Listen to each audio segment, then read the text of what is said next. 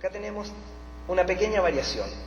Lo estamos haciendo sobre individuos sanos, en primer lugar, son sobre individuos susceptibles y sobre individuos enfermos. ¿Ya? Incluimos en esta variable que la nutrigenómica va a tener aplicación en población general sana, con efectos preventivos. La siguiente, por lo tanto, lo que acá en fármacos miramos como eficacia y toxicidad, para nutrientes lo miramos como prevención y tratamiento. Y claramente también encontramos respuestas heterogéneas. Ustedes lo podrán ver en aquellas personas que hacen dieta, entre la que les resulta la dieta y la que no les resulta la dieta. Ahí tenemos una respuesta heterogénea frente a un estímulo más o menos controlado. La siguiente.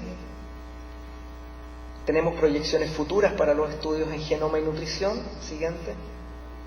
Que tiene que ver con esta tabla que me causó mucha simpatía a mí cuando la vi, y que tiene que ver con el diseño de estudios en los cuales estamos involucrados y de los cuales estamos siendo bombardeados en la actualidad. Estamos tratando de establecer una teoría de asociación entre genes y nutrición basado en datos experimentales. Desde el punto de vista de la credibilidad, en la comunidad científica uno siempre le cree al dato experimental, y el consenso, por allí dice, todos menos los excéntricos. Siempre va a haber gente que no va a creer en este tipo de teoría. Entre los modelos teóricos vamos a tener datos históricos y clínicos de asociación a nutrición, la aceptación es alta, y el consenso también va a ser todo menos los rebeldes, ¿ya? Aquellos que no creen en este tipo de información derivada de genes y que tenga aplicación futura en un ámbito más bien salubrista. La siguiente. Por tanto, estamos trabajando desde la perspectiva de la genética en algo muy cercano a nosotros, que es la nutrición comunitaria. Nos interesa saber cómo está constituida la población, qué come la población y qué niveles de interacción se generan en estos grupos. La siguiente.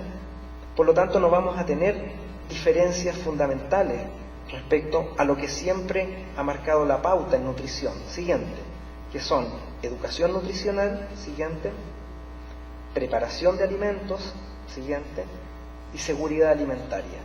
Sobre estos tres pilares, que son los básicos para los estudiantes de nutrición, vamos a encontrar, siguiente, probablemente este ámbito de la nutrigenómica que va a establecer nuevos patrones de asociación entre nutrientes y genes, siguiente, probablemente nuevos alimentos y toda esta tecnología reciente de alimentos funcionales producto del conocimiento de un mecanismo biológico asociado a genes, siguiente, y después de todo esto probablemente vayamos a llegar a un entorno de nuevas recomendaciones.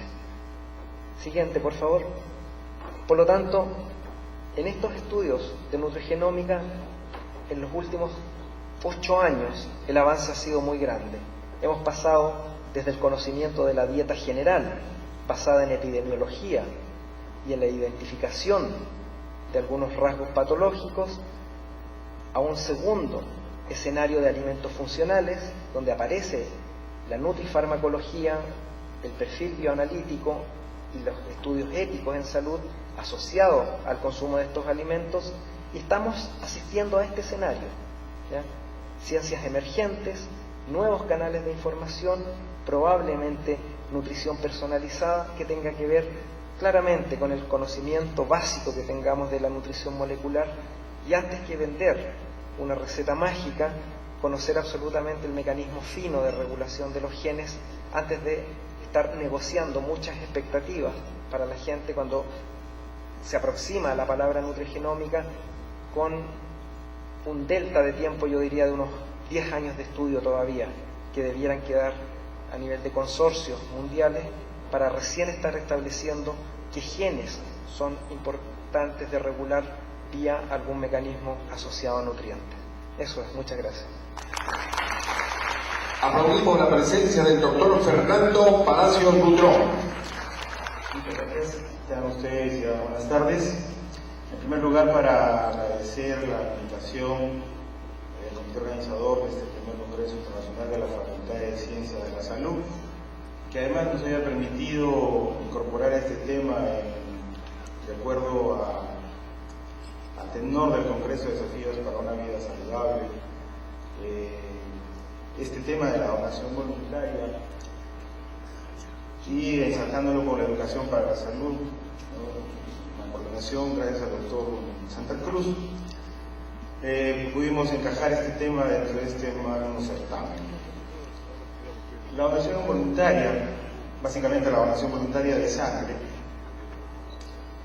porque podríamos haber hablado un poco más de donación voluntaria de órganos, pero esto implicaba una serie de desarrollo de factores adicionales que de repente hubieran terminado siendo difusos, así que nos vamos a centrar principalmente en la donación voluntaria de sangre. Les decía, si la donación voluntaria y educación para la salud, en realidad es un problema solamente de salud, es un problema solamente educativo, o es que para muchos de nosotros creemos sostenidamente que es un tema que está muy vinculado entre sí.